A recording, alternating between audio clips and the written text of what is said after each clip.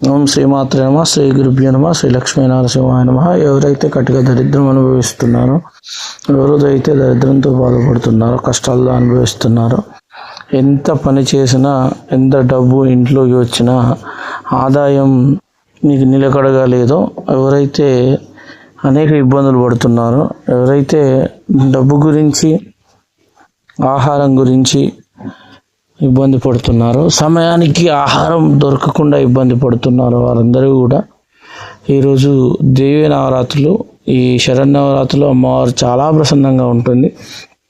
అమ్మవారి యొక్క అనుగ్రహం పొందడానికి ఈరోజు మహాలక్ష్మి అవతారం కాబట్టి అమ్మవారి యొక్క అనుగ్రహం పొందడానికి విశేషంగా ఎవరైనా సరే ఈరోజు అమ్మవారికి పసుపు కొమ్ముల మాల వేయండి.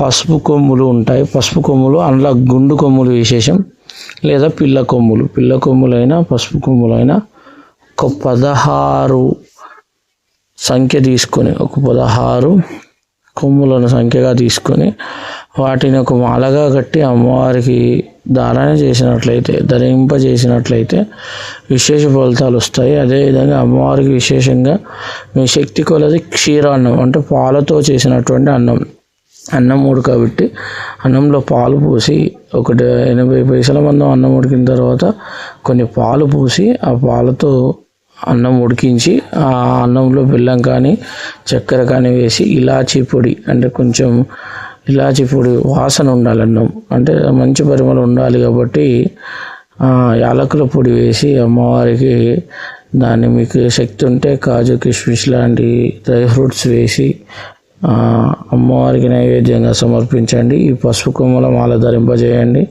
మీరు మాల కడుతున్నంతసేపు ఓం శ్రీమాత్రే నమః అనే మహామంత్రాన్ని పఠించండి. 108 సార్లు పఠించి దుర్గాదేవికి మాల వేయగలిగితే సత్ఫలితాలు తప్పకుండా చూడగలుగుతారు. స్వస్తి.